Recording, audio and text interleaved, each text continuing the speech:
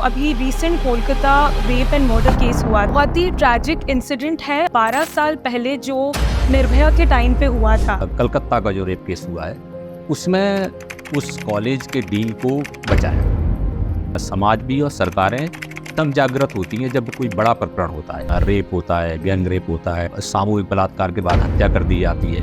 ऐसे high profile cases में potential होता है कि इस तरीके के पॉलिसी रिफॉर्म सरकार पे प्रेशर बनता है।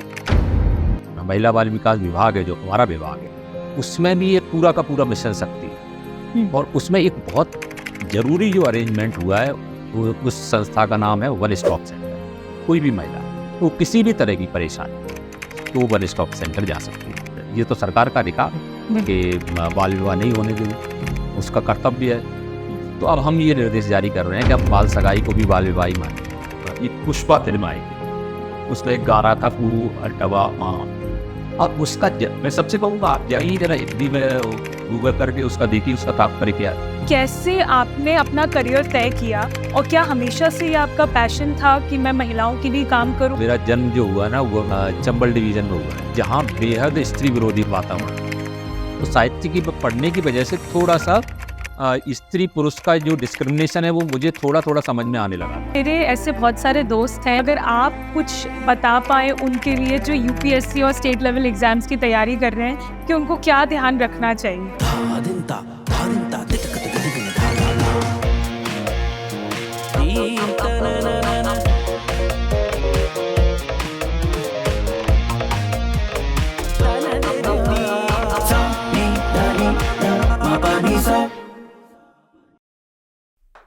आज का हमारा एपिसोड बहुत स्पेशल है और बहुत इम्पोर्टेंट भी। स्पेशल इसीलिए है क्योंकि आज हमें ज्वाइन किया है सुरेश तोमर सर ने, जो कि जॉइंट डायरेक्टर है women and child development department Madhya Pradesh के। और इम्पॉर्टेंट इसीलिए है क्योंकि आज जो टॉपिक हम डिस्कस करने वाले हैं वो बहुत इम्पॉर्टेंट है, क्योंकि अनफॉर्चुनेटली वो फिर से एक नेशनल इशू बन के हमारे सामने खड़ा हो चुका है। जी हाँ, मैं बात कर रही हूँ women safety and violence against women and girls की। गवर्नमेंट ने ऐसे कई इनिशिएटिव्स बनाए हैं, स्कीम्स निकाली हैं, पॉलिसीज़ बनाई हैं जो एड्रेस कर रही है जेंडर बेस्ड वायलेंस को, विमेन एम्पावरमेंट को, जेंडर इक्वालिटी को। बट अक्सर ये देखा गया है कि पॉलिसी और उसके इम्प्लीमेंटेशन में एक मेजर गैप आता है।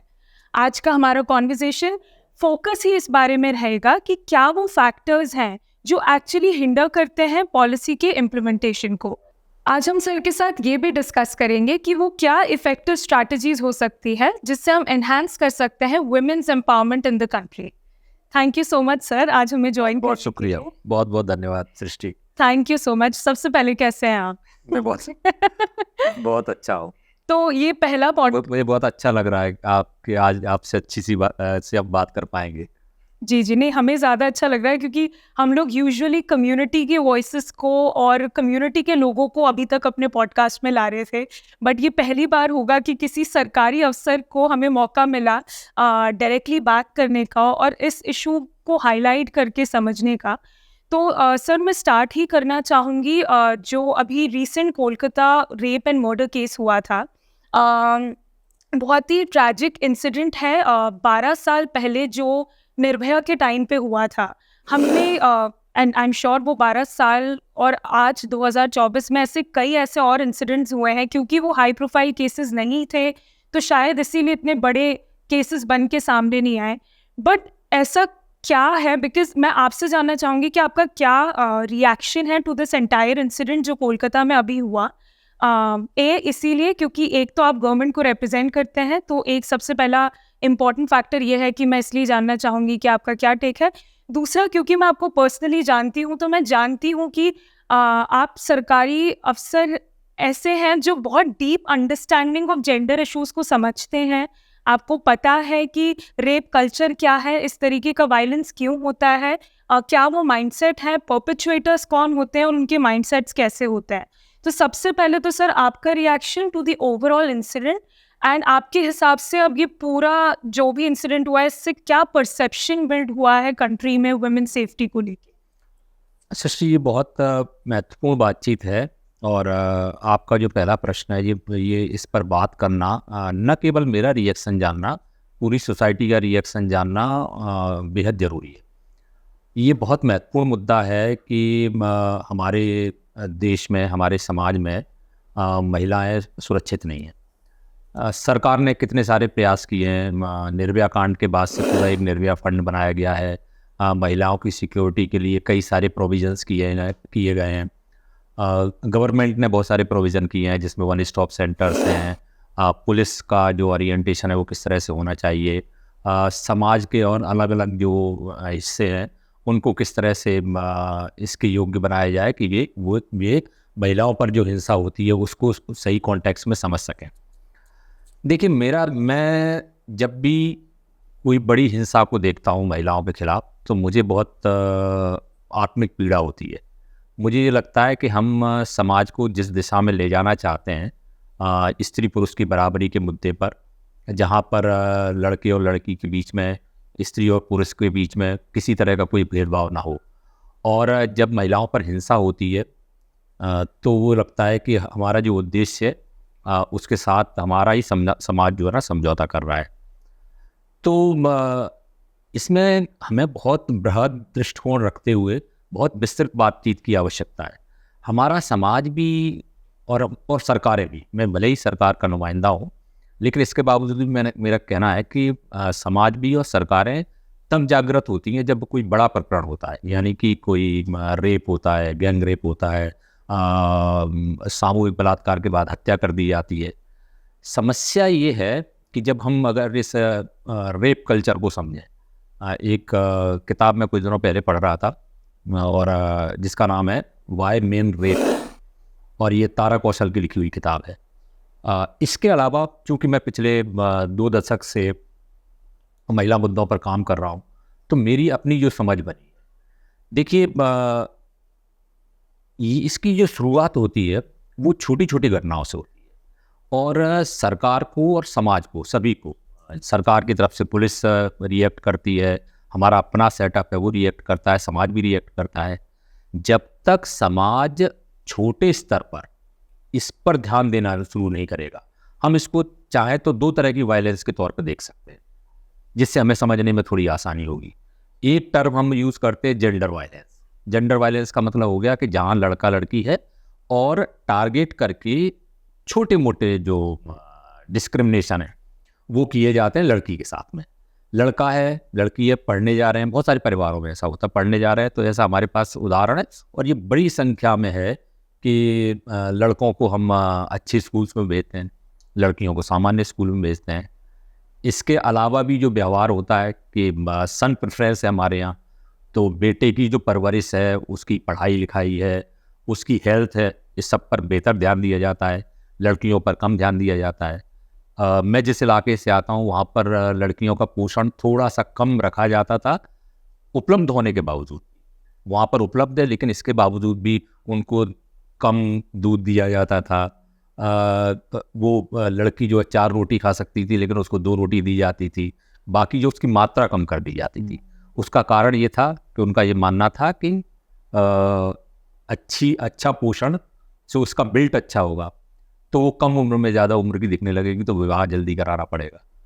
तो हमारा जो मानस है ये जो है ना, इसको हम कहेंगे जेंडर वायलेंस, कि जहाँ लड़का लड़की है उस पर कोई वायलेंस नहीं हो रहा है, लेकिन परिवार में, समाज में हम इस तरह से प्रदर्शित करते हैं कि लड़का प्रमुख है ना, बेटा है वो प्रमुख है, पुरुष है वो प्रमुख है, तो उसकी दुनिया जो है ना वो उसके इर्द गिर्द घूम रही, और लड़कियां दोयम हैं। हम जानते हैं कि द सेकंड सेक्स एक किताब लिखी गई सिमोन द बोआ द्वारा, जो दुनिया भर में सबसे महत्वपूर्ण किताब मानी जाती है, जिससे बड़े स्तर पर डिस्कोर्स शुरू हुआ कि स्त्री पुरुष के बीच में कैसे भेदभाव है। तो वो जो सेकंड सेक्स है उसका तात्पर्य ये है कि फर्स्ट सेक्स मेल है और सेकंड सेक्स फीमेल है। तो जो दोयम दर्जा है वो वहाँ से मूलतः देखा जाए तो इस हिंसा के बीज पड़ते हैं, जो सेक्सुअल वायलेंस है, कि जो लड़का जेंडर वायलेंस कर रहा है या जो पुरुष जेंडर वायलेंस कर रहा है, जो स्त्री को अपने परिवार में या अपने आसपास के इर्द गिर्द के वातावरण में दोयम तरीके से देख रहा है, तो ये समझ लीजिए कि वो उसमें संभावना बनती है एक पोटेंशियल सेक्सुअल ऑफेंडर की। जिसके घर में बराबरी का वातावरण होगा, जो अपनी माँ के साथ, अपनी बहन के साथ, अपनी बेटी के साथ और इर्द गिर्द की जो स्त्रियां हैं जो उसके डेली रूटीन में आसपास आती हैं, अगर उसके साथ उसका व्यवहार बराबरी का होगा, रिस्पेक्ट का होगा, अफेक्शन का होगा, तो वो व्यक्ति कभी, वो पुरुष कभी जाके बलात्कार नहीं करेगा। लेकिन जो डिस्क्रिमिनेशन होता है और लड़के को बनाया जाता है कि तुम तो मर्द हो, है ना, सारी दुनिया तुम्हारी है और लड़कियां, औरतें ये तो तुम्हारी सेवा के लिए बनी है, तो आप समझिए कि हम अपने ही घर में एक पोटेंशियल रेपिस्ट पैदा कर रहे हैं। और ये जो है ना बाद में बनता है, आप इसको किसी भी तरह से एनालाइज करके देख सकते हैं। नहीं, बहुत अच्छा एक्सप्लेनेशन दिया सर आपने कि वो बीज बचपन से ही भेदभाव के रूप में पड़ता चला जाता है और वो धीरे धीरे करके एक्सट्रीम फॉर्म ऑफ वायलेंस ले लेता है। यूजुअली जब इस तरीके के रेप केसेस होते हैं तो कोई इसके बारे में बात ही नहीं करता। सब ये बात करते हैं कि कुछ स्ट्रिक्ट लॉज होने चाहिए, मेजर्स होने चाहिए, जो डेफिनेटली होने चाहिए, बट आपको ये भी समझना होगा कि हम ये बात पे फोकस करें कि इसको प्रिवेंट कैसे किया जा सकता है। रिड्रेसल तो इम्पॉर्टेंट है, बट रूट कॉज को समझ के पहले उसको प्रिवेंट करना होगा। समस्या यही है समाज के साथ भी, सरकारों के साथ भी, है ना, वो ये है कि और वो किया जाना जरूरी है। ऐसा नहीं है कि स्ट्रिक्ट रूल्स नहीं होने चाहिए, प्रोविजंस नहीं होने चाहिए, होने ही चाहिए, डेफिनेटली होने चाहिए। सरकार के पास अगर रिड्रेसल का कोई प्रॉपर तरीका नहीं होगा तो हम दुर्घटना होने के बाद करेंगे क्या? करेंगे, सही। तो परंतु फिर भी मैं मानता हूँ कि ऐसा एक कानून बनाना, निर्भया फंड का बनाया जाना, या अगर गैंग रेप होता है, मृत्यु हो जाती है तो उसके बाद उसको फांसी दी जाएगी, इस तरह का कानून बनाना, ये कानून बनाना आसान काम है बनिस्बत जिस प्रक्रिया में हमें जाना है, सबको, इस पूरे समाज को जिस प्रक्रिया में जाना है वो बहुत कठिन है। क्योंकि हमारे मान के चलिए 140 करोड़ की जनसंख्या है, उसमें 70 करोड़ पुरुष हैं। 70 करोड़ पुरुषों से कैसे संवाद किया जाएगा इस विषय पर, किस तरह से उनकी मानसिकता में परिवर्तन किया जाएगा? क्योंकि अचानक कोई रेपिस्ट नहीं हो जाता, सेक्सुअल ऑफेंडर नहीं हो जाता। उसके बीज जहाँ से बढ़ते हैं, उस वातावरण को परिवर्तित करना, उसको बदलना, वो बहुत ज़रूरी है। और ये केवल इसके लिए नहीं कि हमारे यहाँ सेक्सुअल वायलेंस है। हम जानते हैं एनसीआरबी का डाटा कहता है प्रति लाख कितने बलात्कार और सेक्सुअल ऑफेंड होते हैं। उनमें कमी आनी चाहिए, डेफिनेटली आनी चाहिए। लेकिन समाज के दूसरे भी बहुत सारे ऐसे दृष्टिकोण हैं जिन पर भी बात की जानी इस कॉन्टेक्स्ट में बहुत ज़रूरी है। और वो समाज के लिए, परिवार के लिए, इंडिविजुअल के लिए, सभी के लिए फ़ायदे में रहेगा। बिल्कुल सर। एंड इससे मैं आपसे ये जानना चाहूँगी, क्योंकि आपसे हम ये समझना चाहते हैं कि जो भी ये पॉलिसी रिफॉर्म्स आते हैं या पॉलिसी इम्प्लीमेंटेशन की बात जब हम करते हैं कि बेहतर लॉज अगर इम्प्लीमेंट होंगे तो शायद ये केसेस कम होंगे, तो आपको ऐसा लगता है कि ऐसे हाई प्रोफाइल केसेस में पोटेंशियल होता है कि इस तरीके के पॉलिसी रिफॉर्म सरकार लेकर आए? सरकार पे एक प्रेशर बनता है अथॉरिटीज़ पे, या लोग फालतू का हल्ला कर रहे हैं? बिल्कुल नहीं, ऐसा नहीं है। सरकार पर प्रेशर तो बनता ही है। कोई भी दुर्घटना हो रही है, किसी भी तरह का अपराध हो रहा है, तो अंतिम जिम्मेदारी सरकार की होती है। तो सरकार उसको गंभीरता से लेती है, इसमें कोई संदेह नहीं है। लेकिन कभी कभी हम प्रकरणों को जिस तरह से डील करते हैं कि जो ऑफेंडर है, ऑफेंडर को बचा कौन रहा है, अब उसके पक्ष में कौन खड़ा है, समाज का कौन सा तबका उसके पक्ष में है, तो इसको हमें किस तरह से डील करना है। जैसे मैं फॉर एग्जांपल कह रहा हूँ कि कलकत्ता का जो रेप केस हुआ है, उसमें उस कॉलेज के डीन को बचाया गया। ये नहीं होना चाहिए। किसी भी स्थिति में कोई भी व्यक्ति, जब तक हम समाज में, सरकार में, सभी जगह एक धारणा नहीं बना लेंगे कि कोई भी व्यक्ति जिसने अपराध किया है किसी महिला के विरुद्ध, उसको किसी भी स्तर से कोई प्रोटेक्शन नहीं मिलेगा। हमारे साथ समस्या ये है कि कुछ समय पहले एक कांड हुआ था, आपको याद होगा, जिसका लाल कांड। उसमें जो अपराधी था, उस पर फिल्म भी बनी थी, उसमें जो अपराधी था मनु शर्मा, उसका परिवार उसको बचा रहा था। तो जब तक परिवारों के अंदर ये संवेदना या चेतना नहीं जागृत होगी कि अगर हमारे परिवार का भी कोई पुरुष जो किसी भी तरह की इस तरह के कृत्य में शामिल है, वो हमें उसको प्रोटेक्ट नहीं करना। आपका अगर मुझसे कोई कहेगा कि आप अपने व्यक्तिगत जीवन में क्या करेंगे अगर आपके बेटे या आपका भाई इस तरह का कोई काम करता है, तो मैं बिल्कुल दावे के साथ कह रहा हूँ, मुझे इसमें कोई हिचक नहीं है, मैं उसी क्षण उसको डिसोन कर दूंगा। मैं उसके साथ कभी खड़ा नहीं होऊंगा। मेरा बेटा होगा, मेरा भाई होगा, मैं उसके साथ कभी खड़ा नहीं होऊंगा। तो समाज को, परिवारों को इस तरह से सोचना पड़ेगा कि जो भी अपराधी है, जो किसी स्त्री के विरुद्ध, उसकी गरिमा के खिलाफ, या किसी बालिका की का जो अपना उसका जीवन है उसके खिलाफ कोई कृत्य करता है, तो निश्चित रूप से उसको डिसोन किया जाना चाहिए। और ये हर एक स्तर पर होगा, इसमें कोई अपना पराया जैसा नहीं हो सकता। लेकिन समस्या तो यही होती है कि जो लड़के होते हैं वो अपने परिवारों में देख के ही पलते बढ़ते हैं, वो वहीं से सीखते हैं। तो जहाँ पर डिस्क्रिमिनेशन होगा तो वहाँ से वो सीखते हैं, और बाहर जाके हमारे यहाँ मैं फ्रेंकली कहना चाहूँगा कि सेक्सुअल क्राइम घर में कमिट नहीं किया जा सकता, यद्यपि होता है, लेकिन फिर भी उसको कोई सामान्य तौर पर उसको मॉरल के तौर पर देखा जाता है, तो उसको बहुत ही गलत माना जाता है। तो ऐसा नहीं होता है। तो वो डिस्क्रिमिनेशन घर पर करेगा, अपने परिवार में करेगा, अपने आसपास के वातावरण करेगा, लेकिन जिसको हम जेंडर वायलेंस है, लेकिन जेंडर वायलेंस वो अपने घर पर करेगा और सेक्सुअल वायलेंस घर से बाहर करेगा।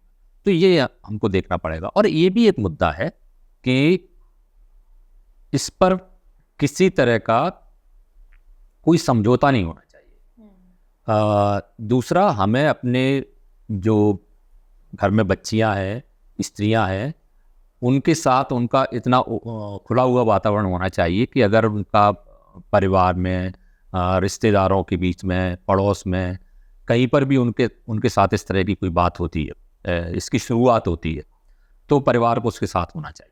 और उसको इतनी इजाज़त होनी चाहिए कि वो अपने घर के सदस्यों के साथ में अपनी बात को साझा कर सके।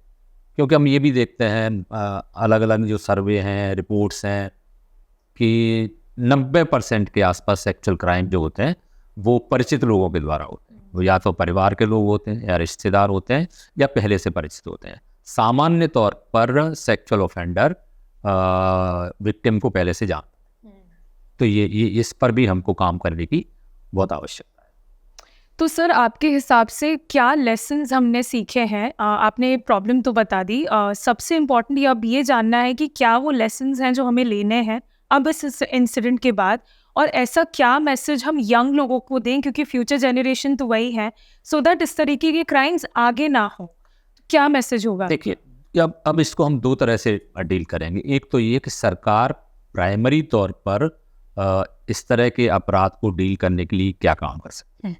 तो कानूनों में बदलाव।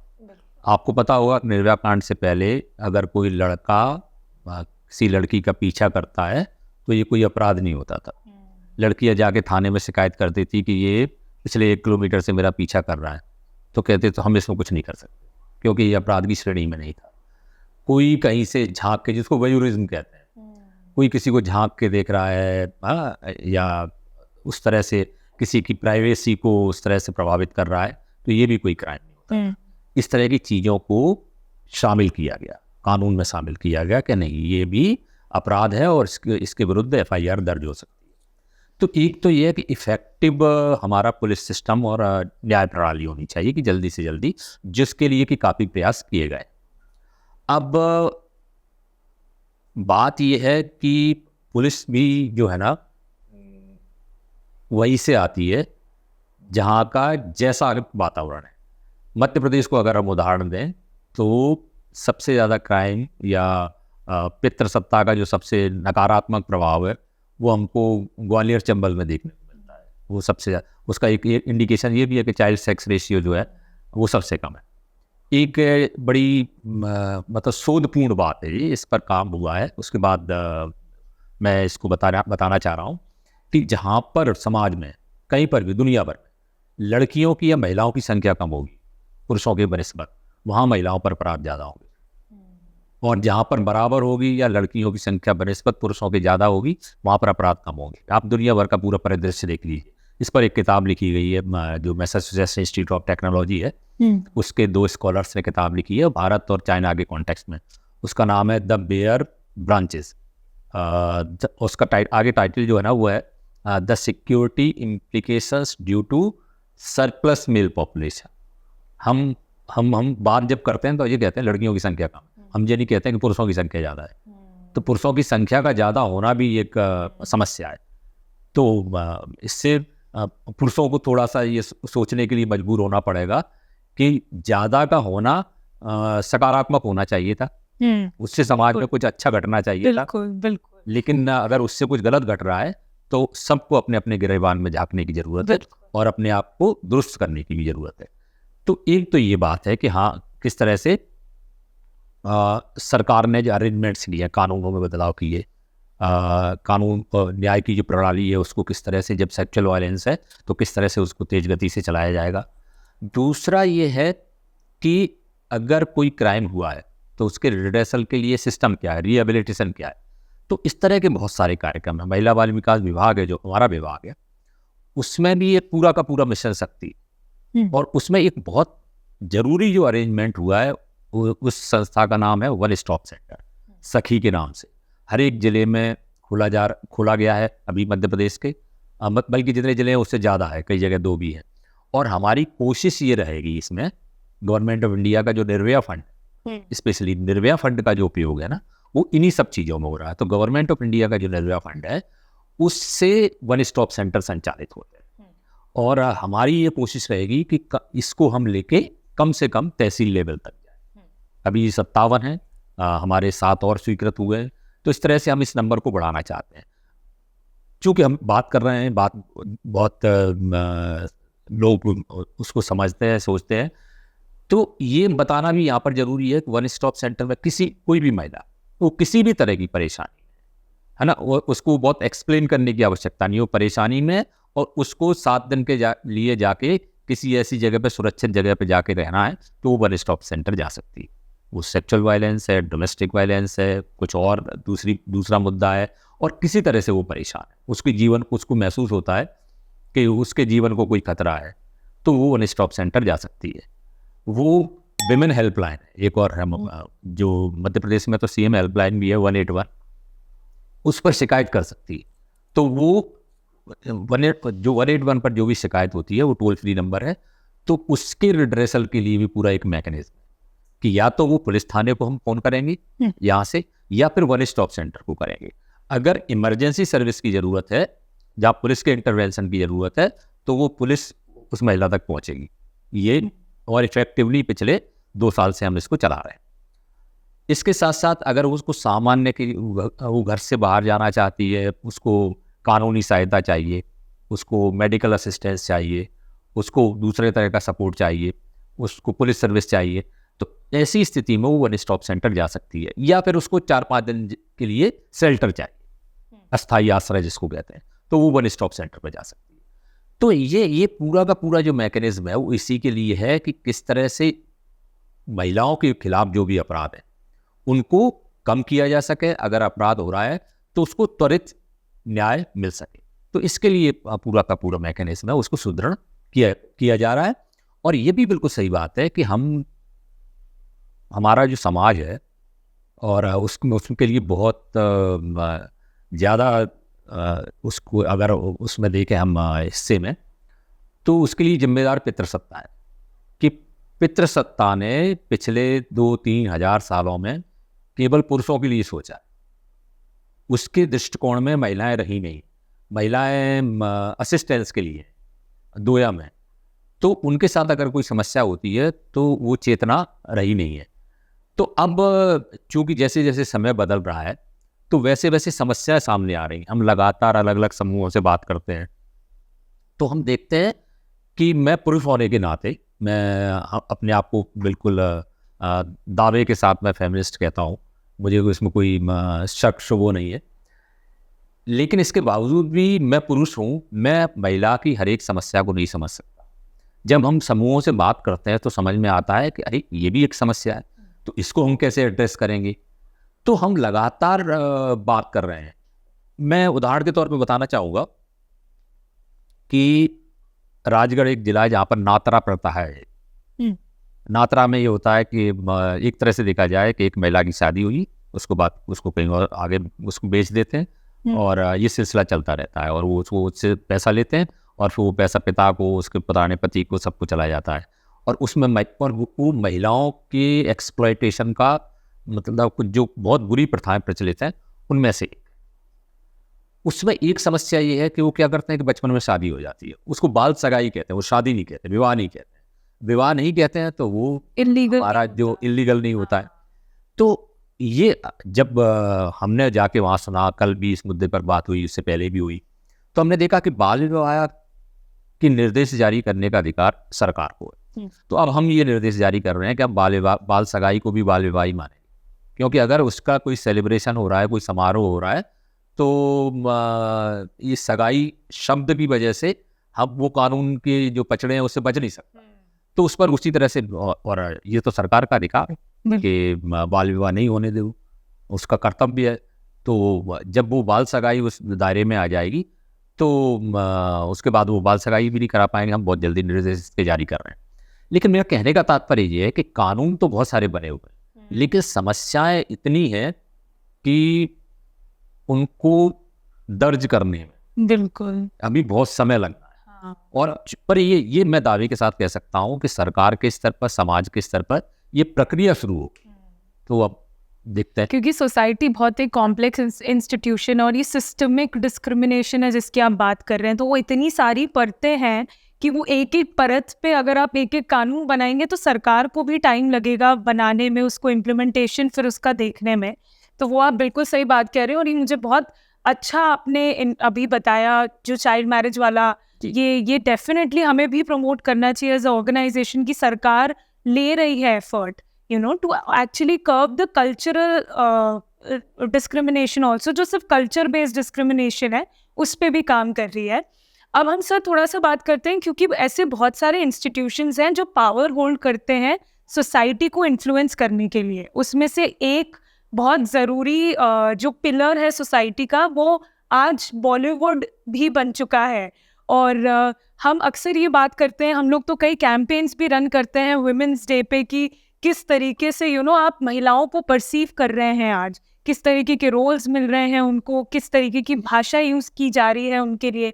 अभी रिसेंटली एक एनिमल मूवी आई थी जिस पे बहुत ज़्यादा डिस्कशन हुआ। मैंने आपका पोस्ट भी पढ़ा था फेसबुक पे और मैं काफ़ी रिलेट कर पाई थी, क्योंकि मैं काफ़ी सिमिलर सोच रही थी आप जो वहाँ बोलना चाह रहे थे। तो एक तो ऐसी जो मूवीज़ आज भी बन रही हैं जिसके लिए कुछ लोग उसको बहुत डिफेंसिवली सपोर्ट भी करते हैं कि सबको पता है कि एक टॉक्सिक कैरेक्टर है तो आपको तो डेफिनेटली इसको सपोर्ट नहीं करना चाहिए, आप क्यों इन्फ्लुएंस हो रहे हैं। बट पीपल डोंट रियलाइज कि जाने अनजाने में ये ऐसी मूवीज़ इन्फ्लुएंस करती हैं स्पेशली यंग लोगों को, जो गाँव के दराज लड़के हैं जो पता नहीं बहुत तरह के नशों में भी हैं आज। और मेरे घर के सामने से कई बार ऐसे लड़के निकलते हैं जिनको पता ही नहीं है वो क्या कर रहे हैं, उनको चलते नहीं बन रहा है। ऐसे लड़के कैसे आपको कुछ भी बोल के चले जाएंगे, उनको कुछ समझ नहीं आता। आप उनको कैसे बताओगे कि this is not an ideal character of what it is to be a man. तो एनिमल मूवीज जैसी बनती है, इस पे आपका क्या टेक है, क्या होना चाहिए? तो बात ये है कि जब तक दुनिया में लगातार इस तरह से स्त्री पुरुष की बराबरी के लिए बात नहीं होगी, जिसमें हम आगे बढ़ रहे हैं, पीछे नहीं हो रहे हैं, ये देखना जाए तो ये दुर्घटना है। मैं इसमें चूंकि हमारे यहाँ व्यक्ति की स्वतंत्रता है तो एनिमल बनाने वाले को भी स्वतंत्रता है कि वो बना सकता है, लेकिन सेंसर मोड को मेरे लिहाज से तो इसको रिस्ट्रिक्ट करना चाहिए, क्योंकि समाज बहुत मुश्किल से आगे बढ़ता है। हम 30,000 साल से पितृसत्ता का शिकार है। अब धीरे धीरे उसके जो बलिदान है वो ढीले पड़ने शुरू हुए, और उसमें एक इस तरह की घटना मान के चलिए उसको 1 करोड़ युवाओं ने देखा, 50 लाख युवतियों ने देखा, तो उसमें समस्या ये नहीं है कि केवल युवा प्रभावित हो रहे हैं, युवतियां भी प्रभावित।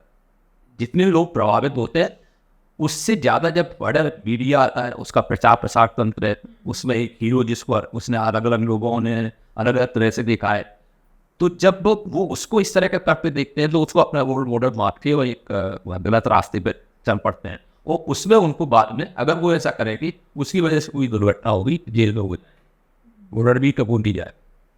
तो ये इस पूरे गैप को और इसके पीछे की जो मानसिकता है उसको समझना बहुत जरूरी है।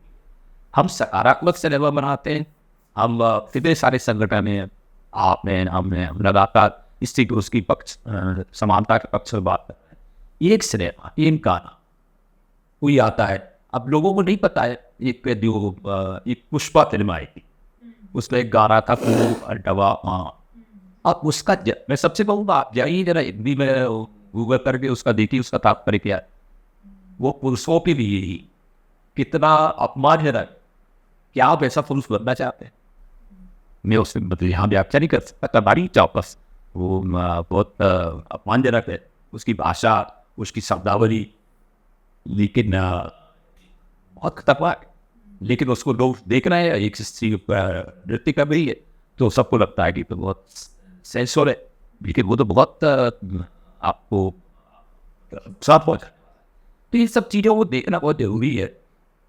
और मुझे लगता है समय के साथ साथ चीज़ें बढ़ रही, क्योंकि सकारात्मक सिनेमा में बहुत सारा, मैंने अभी 2-3 फिल्में देखी जो जिसमें बड़े आगात थे, सो वर्ल्ड मीट्स जो पॉपुलर, एक सत्य प्रेम की कथा है, तब वही फिल्म एक थप्पड़ आई थी। अभी एक आई रॉकी और रानी से। तो हम उसने उस मुद्दों को उठा रहे हैं। लेकिन मैं देखता हूँ कि बहुत सारी ऐसी फिल्में भी मैंने बीच में देखी, वेब सीरीज देखी जितनी कोई सच है, लेकिन वो बहुत अच्छी थी। मुझे नाम याद नहीं आ रहा, लेकिन रणवीर सिंह की एक फिल्म थी कन्या को हत्याकांड, लेकिन वो बाद में मुझे कहीं देखने को नहीं मिली। तो ऐसी भी ऐसा बहुत सारा सिनेमा है, क्योंकि अभी हम मानसिक तौर पर तैयार नहीं। जब भी हम कोई सकारात्मक बात देखते हैं जो हमारी अपनी दायरे से, क्योंकि सबका अपना एक स्तर, जेंडर के साथ एक समस्या है कि हम जिस लेयर में उससे नीचे वाली प्रॉब्लम हमको समझ में आती है। कन्या भ्रूण हत्या होती है, हम सबको समझ में आ रहा है कन्या भ्रूण हत्या कैसे हो सकती है, महिलाओं के साथ रेप हो रहा कैसे होना चाहिए, लेकिन हम जो अपने इर्द गिर्द डिस्क्रिमिनेशन नातर प्रथा करने वाले उसको नहीं लगता है, वो उसके साथ में पूरा समाज नातर प्रथा के साथ में खड़ा हुआ है। जहाँ बाल विवाह हो रहा है वहाँ पूरा समाज उसके पक्ष में खड़ा है। हमने काम करने के दौरान बड़े खतरनाक वो दृश्य देखे कि हमारी टीम 20,000 लोगों के बीच में, हम 5 लोग हैं, आसपास 20,000 लोग हैं और बाल विवाह हो रहे हैं, और वो 20,000 लोग बाल विवाह के पक्ष में। हम उसमें हम चाहो वो है जब को लगता है कि बाल विवाह बुरी चीज़ है सर आप लोग 21,000 फिर हमने आज 5 जोड़ के देखी, और उसके बाद से वहाँ पे बड़ी कार्रवाई की, और फिर उसको वही राजधानी की बात वो बदल गई। और हम क्यों है ना जो उस स्तर से ऊपर उठते आते हैं, लेकिन बराबरी एक बहुत महत्वपूर्ण मुद्दा है। और असली बात वही है कि जब हम जिसको कहेंगे बिल्कुल संपूर्ण बराबर पूरी तरह से, जिसमें कोई किसी तरह का डिस्टर्ब नहीं सर, जब वो एस्टेब्लिश हो जाएगी तो फिर ना तो बाल विवाह पे, ना कोई हिंसा होगी, ना सेक्सुअल वायलेंस होगी। हमें अपने बेटों के लिए करने वाले पुरुष है ना, तो वो हम उनको अपना भाई या बेटा माने, तो हमें उनके पक्ष में काम करने की, क्योंकि जो रेपिस्ट है आखिरकार उसका जीवन बर्बाद होगा। तो हमको अगर उनके जीवन को बर्बाद होने से बचाना है तो उनको बराबरी से हम स्वाभाविक तौर पर देखें इस मुद्दे को कि एक पुरुष है जो हर स्त्री को बराबर मानता है। बलात्कार जो है ना, अगर हम उसको एनालाइज करें, सेक्सुअल प्लेजर के लिए बलात्कार सामान्य तौर पर नहीं होता, मैं किसी का कोई इसमें कई कोई शख्स होता है बदला लेने के लिए, नीचा दिखाने के लिए, डिग्रेड करने के लिए। दूसरा ये है कि पावर अपना पावर शो करने के लिए, मर्दानी जो है ना उसको शो करने के लिए। तो और ये सब नकारात्मक चीज है। अगर मान के चलिए मेरा बेटा है, उसमें इसमें से कोई भी लक्षण, तो ये मेरे लिए चिंता का विषय, क्योंकि मैं उसके अच्छे जीवन की आकांक्षा कर रहा हूँ।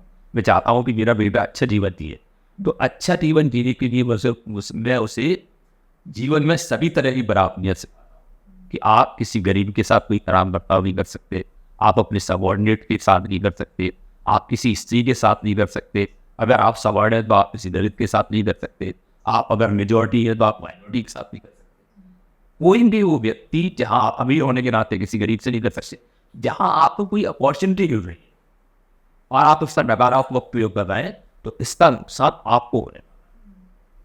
स्त्री, मुझे बड़ी तकलीफ होती है इमेजिन करने में किसी पुरुष को कि वो स्त्री विरोधी या स्त्री को डिग्रेड कर रहा है या उसको उसका अपमान कर रहा है, तो वो मुझे बहुत अश्लील दिखाई देता है।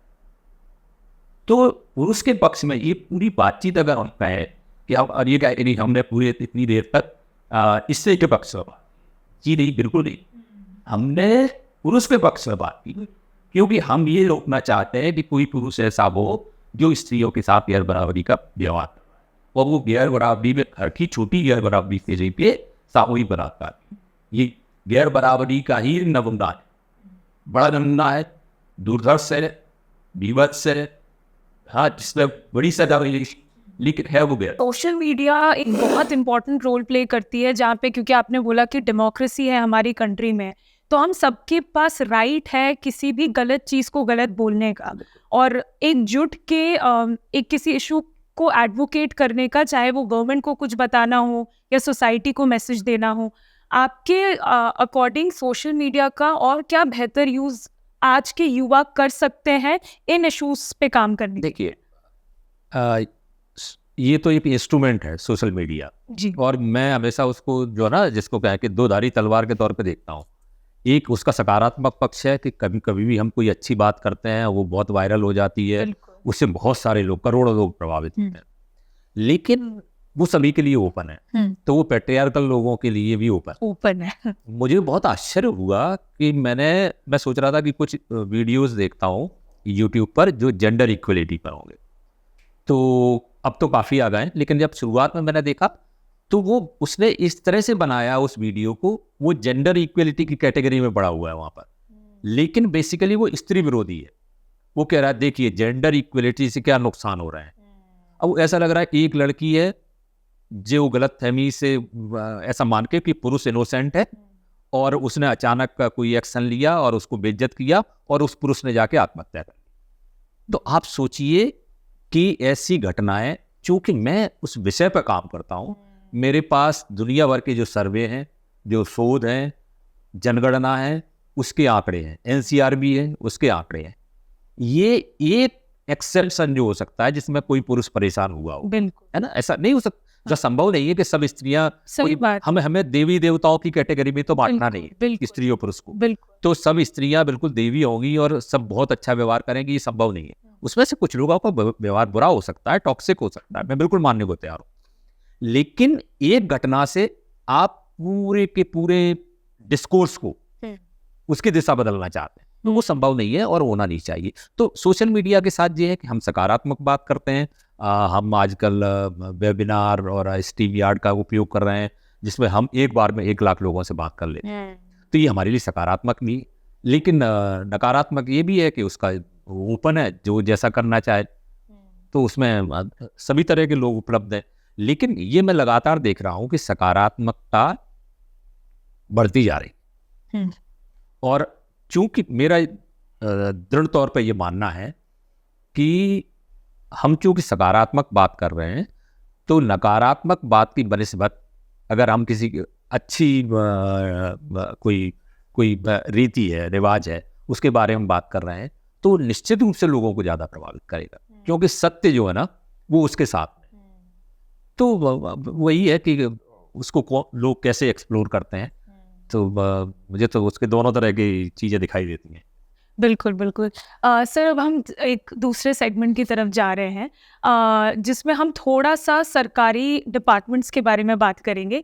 हमें पता है कि सेंटर लेवल पे मंत्रालय होते हैं अलग-अलग, और स्टेट लेवल पे उन्हीं के डिपार्टमेंट्स होते हैं, और आप काम कर रहे हैं महिला बाल विकास डिपार्टमेंट में।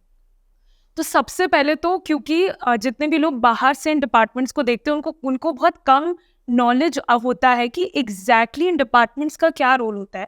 तो अगर आप हमें बता पाएँ कि महिला बाल विकास मध्य प्रदेश का क्या रोल है, चाहे वो विमेन एम्पावरमेंट हो, चाइल्ड वेलफेयर हो, या ऐसे मुद्दे हो, आपने कुछ तो हमें बताया है, एक थोड़ा सा स्पेसिफिक और, एंड क्योंकि आप जॉइंट डायरेक्टर हैं, तो आपके क्या स्पेसिफिक रिस्पॉन्सिबिलिटीज़ आती हैं? देखिए, महिला बाल विकास जो विभाग है उसके 3 मेजर कंपोनेंट है। एक है आंगनवाड़ी, आंगनवाड़ी की सर्विसेज है। मध्य प्रदेश में लगभग 1 लाख आंगनवाड़ियाँ हैं, और 80 लाख से ज़्यादा बच्चे वहाँ पर आते हैं 6 साल तक के। और उनको उनका टीकाकरण, उनको सप्लीमेंट्री न्यूट्रिशन ये सब दिया जाता है। और कोशिश ये होती है कि उनका जो पोषण का स्तर है कि उसमें सुधार हो। मध्य प्रदेश की स्थिति देश के कंपैरिजन में थोड़ी ख़राब रही है, जिसमें लगातार सुधार हो रहा है, और आंगनवाड़ी की जो भूमिका है वो बहुत महत्वपूर्ण है। तो ये पूरा एक सिस्टम है जिसमें टीकाकरण, पोषण, शिक्षा और ये सब होता है। उसमें गर्भवती माताएं आती हैं, उनका टीकाकरण, उनका सप्लीमेंट्री न्यूट्रिशन और उनकी ग्रोथ मॉनिटरिंग का तात्पर्य महिलाओं का अगर देखा जाए तो ऐसा कहा जाता है कि एक स्वस्थ बच्चे को जन्म देने के लिए माँ का जो वजन है वो लगभग 10 किलो बढ़ना चाहिए प्रेगनेंसी के दौरान। तभी एक 2 किलो 600 ग्राम का एक बच्चा होता है जो पैदा होते समय, जिसको मानते हैं कि ये उसका एवरेज वेट है जो स्वस्थ है। उससे कम है तो अंडर वेट कहेंगे, उससे ऊपर है उस सीमा तक तो वो ठीक है। तो वो ये एक इंटरवेंशन है। तो गर्भवती माता पर ध्यान दिया जाता है, उसके न्यूट्रिशन पर ध्यान दिया जाता है, लगातार बात की जाती है किस तरह से गर्भवती माँ का स्वास्थ्य अच्छा रहे। अब यहाँ पर भी वो जेंडर वगैरह सब आता है कि क्योंकि महिला की जिम्मेदारी है पोषण की, और महिला उतनी ताकतवर नहीं है सोसाइटी में या परिवार में, तो वो सब मुद्दे होते हैं। तो हम अब मेल एंगेजमेंट और इस सब की बात करने लगे हैं। तो आंगनवाड़ी एक बहुत बड़ा सेटअप है जिससे बहुत सारी सर्विसेज प्रोवाइड की जाती हैं, और कई सारे डिपार्टमेंट के साथ में कोऑर्डिनेशन करते हैं। गर्भवती माता, धात्री का मतलब जिसका बच्चा छोटा है जो दूध पी रहा है, तो ये सब पूरा एक कैटेगरी। तो ये एक स्कीम है, लार्ज स्केल पर काम होता है इसमें, और निश्चित रूप से एक बड़ा सेटअप है क्योंकि 1 लाख आंगनवाड़ी हैं करीब। दूसरा जो मुद्दा है वो है जिसको गवर्नमेंट ऑफ इंडिया ने महिलाओं से रिलेटेड जितनी भी स्कीम है, जिसको मिशन शक्ति के तौर पर, एक मिशन के तौर पर उन्होंने लॉन्च कर दिया। इसमें वो योजनाएं हैं, 2 तरह से इसमें कैटेगराइज किया गया है। एक तो इमरजेंसी सर्विसेज है कि जहां महिलाएं खतरे में, जैसे बेटी बचाओ बेटी पढ़ाओ इसकी। तो बेटी बचाओ पढ़ाओ का क्या मतलब हुआ कि कन्या भ्रूण हत्या होती थी। हम मानते थे कि इलाकों में सेक्स रेशियो बहुत कम था, तो पूरे देश भर में वो लागू की गई 2015 में कि बचाना है, पढ़ाना है। दूसरा है वन स्टॉप सेंटर, कि महिला अगर परेशान है, उसके वो विपत्तिग्रस्त है, उसके साथ कोई हिंसा हुई है या संभावना है, तो वो वन स्टॉप सेंटर पर जा सकती है। वो उसको 5 दिन या 7 दिन के लिए रहने को मिलता है, और उसके बाद फिर अलग अलग सिस्टम है, तो वो उसमें उसको लाभ मिलता है। एक अब होना चाहिए कि अचानक महिला को लगता है कि वो परेशानी में है तो कहाँ फ़ोन करे, तो महिला हेल्पलाइन है, वो भी अक्रॉस द कंट्री है, 181 उसका नंबर है। जो भी लोग सुन रहे हैं उनसे मेरा अनुरोध है कि ये इसका प्रचार प्रसार करें। विभाग खुद भी इसके प्रचार प्रसार की बहुत बड़ी योजना बना रहा है कि हम 181 और वन स्टॉप सेंटर का, कि हर एक व्यक्ति को, हर एक स्त्री को पता होना चाहिए, हर एक गर्ल्स कॉलेज में उसका नंबर हो। तो ये हम इस तरह से उसको प्लान कर रहे हैं। तो 181 पर, वो टोल फ्री नंबर है, 181 पर आप फ़ोन करेंगे तो आपको उसकी सर्विसेज मिलेंगी। इसके बाद जो आता है वो है वो दूसरे सेक्शन में आता है, वो सब उसका नाम सामर्थ्य है। सामर्थ्य मीन्स किस तरह से महिलाओं को एम्पावर किया जाए, उनकी जो क्षमता है उसको बढ़ाया जाए। तो उसके लिए एक शक्ति सदन है। शक्ति सदन का तात्पर्य है कि जो महिलाएं विपत्तिग्रस्त हैं और उनको रहने की अब कोई जगह नहीं है, उनके परिवार नहीं है या है तो वहाँ भेजा नहीं जा सकता, तो वो शक्ति सदन में जा सकते हैं और वहाँ रहने के बाद में वो रह सकते हैं। उनके खाना, रहना, अपने बच्चा है अगर कोई है तो उसके साथ रह सकती है, खाना पीना सब फ्री रहेगा। और इसके अलावा फिर उसमें ये है कि उसका स्किल डेवलपमेंट किया जाएगा, जिसको कुछ सिखाया जाएगा जिससे उसका रोज़गार हो। और रोज़गार होने के बाद हम सब जानते हैं कि कब तक कोई एक प्रोमाइसिस में रह सकता है, उसका अपना जीवन हो सकता है। तो अगर वो वापस से सोसाइटी में जाना चाहती है तो उसको भेजा जाता है, अगर वो विवाह करना चाहती है, जो भी है जिसके साथ रहना चाहते हैं, तो वो सब है। इसके अलावा हम लोगों ने कि महिलाएं, चूँकि लगातार एक नया कंसेप्ट जो आ रहा है, गवर्नमेंट ऑफ इंडिया भी उस पर काफ़ी ध्यान दे रही है, वो है विमेन लेड गवर्नमेंट डेवलपमेंट, कि महिलाओं की भागीदारी बहुत ज़रूरी है। लेकिन इसमें आपको ये सोचने की भी ज़रूरत है कि महिलाओं को बाहर निकल के कोई काम करेंगे, उसका पैसा मिलेगा, तो निश्चित रूप से आपको कुछ घंटे काम करना पड़ेगा। लेकिन इसमें ये देखने की भी बहुत ज़रूरत है कि महिलाएं ऑलरेडी ज़्यादा काम करती हैं। कोई भी महिला ऐसी नहीं है जो काम नहीं करती। एक सर्वे जो ये बताता है कि पुरुष जितना काम करते हैं उससे 2 गुना घंटे काम करती हैं महिलाएं। मीन्स अगर पुरुष 4 घंटे काम करता है, अगर उसका एवरेज देखा जाए तो महिलाएं 8 घंटे काम करती हैं, एक एवरेज है। तो महिलाओं के जो जिसको कहेंगे नॉन प्रोडक्टिव जो काम होता है, अनपेड केयर का काम जो होता है, तो उसके उसमें पुरुषों की शेयरिंग होनी चाहिए। एक सर्वे बताता है कि भारत में स्त्रियां घर का जो काम है जिसका उनको पैसा नहीं मिलता है वो लगभग 5 घंटे करती हैं 24 घंटे, और जो दुनिया भर में सबसे ज़्यादा है, इतना कहीं की औरतें नहीं करती हैं। और चूंकि ज़्यादातर काम महिलाएं कर लेती हैं या उनको उस तरह से मान लिया गया है, हमारे यहाँ तो घर का काम माना जाता है ना कि औरतों के लिए ही है, तो पुरुष नहीं करते हैं। तो उसका जो एवरेज आता है 24 घंटे में केवल 19 मिनट है, पुरुष घर का काम नहीं करते। तो ये पूरा का पूरा जो तरीका है, ये परिदृश्य है, उसको बदलने की बहुत ज़रूरत है। पुरुषों को घर का काम सीखना चाहिए और तभी उसमें काफ़ी बदलाव आने की संभावना होगी और विमेन लेड गवर्नमेंट भी तभी इंश्योर हो पाएगा। तो वर्किंग वुमेन हॉस्टल बनाए जा रहे हैं कि महिलाएं बाहर जा रही हैं, काम कर रही हैं, तो उनके लिए रहने की सुविधा होनी चाहिए। भोपाल में फॉर एग्जांपल बाल भवन के पास में 2 नंबर पर स्टॉप पर बनाया गया है, 100 सीटर है वो।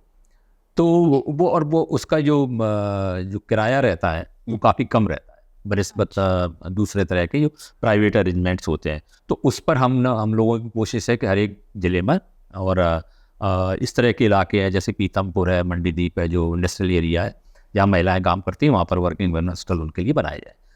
तो ये इस तरह का है पूरा का पूरा अरेंजमेंट। एक महत्वपूर्ण जो जिम्मेदारी विभाग को अभी मिली है या एक नया कंसेप्ट शुरू हुआ है वो है जो संकल्प की है, उसमें स्टेट लेवल और डिस्ट्रिक्ट लेवल पर हब बनाए जाएंगे महिलाओं के लिए, hub for empowerment of women. वो एक महत्वपूर्ण काम है कि किस तरह से महिलाओं की जो भी समस्याएं हैं, जो एस्पिरेशंस हैं, उनको एक 1 पॉइंट कॉन्टैक्ट एक उनको दिया जाएगा कि हर एक ज़िले में एक हब होगा जिसमें 7-8 लोगों की एक टीम होगी। महिला हिंसा का शिकार है, वहाँ जा सकती है, उस महिला को, और वहाँ पर एक्सपर्ट होंगे वो लोग कि इसको थाने में भेजना है या 1 स्टॉप सेंटर भेजना है। थाने में भेजना है तो पुलिस सहयोग नहीं कर रही है, तो वो अपने जो स्टेट लेवल का या डिस्ट्रिक्ट लेवल का जो मैनेजमेंट होता है, एडमिनिस्ट्रेशन, उसका उपयोग करके उसको वो सुरक्षा और ये ब्लॉक लेवल पे होंगे या ये डिस्ट्रिक्ट लेवल पर होंगे। अभी भविष्य में संभावना है कि ब्लॉक लेवल पर भी हो सकते हैं, लेकिन वो टीम मूव करेगी। वो ब्लॉक लेवल पर भी जाएंगे, गांव में भी जाएंगे। हाँ, ये अच्छा है बिकॉज़ 1 स्टॉप सेंटर्स तो एक जगह पर 1 स्टॉप सेंटर एक जगह पर है, ठीक है। तो एक वो है, तो इसमें अगर हिंसा का मुद्दा है, वायलेंस का मुद्दा है, तो इस तरह से ट्रीट किया जाएगा। फिर अगर मान के चलिए उसको कुछ सर्विसेज मिलनी चाहिए, 80-90 से के करीब योजना है जो महिलाओं के लिए है सरकार में, तो लेकिन महिलाओं को नहीं पता होता है, तो हम में अगर वो महिला जाएगी तो उसको सारी तो उसको वो इन्फॉर्मेशन प्रोवाइड की जाएगी, और न केवल इन्फॉर्मेशन प्रोवाइड की जाएगी, उसको वहाँ कनेक्ट कराया जाएगा।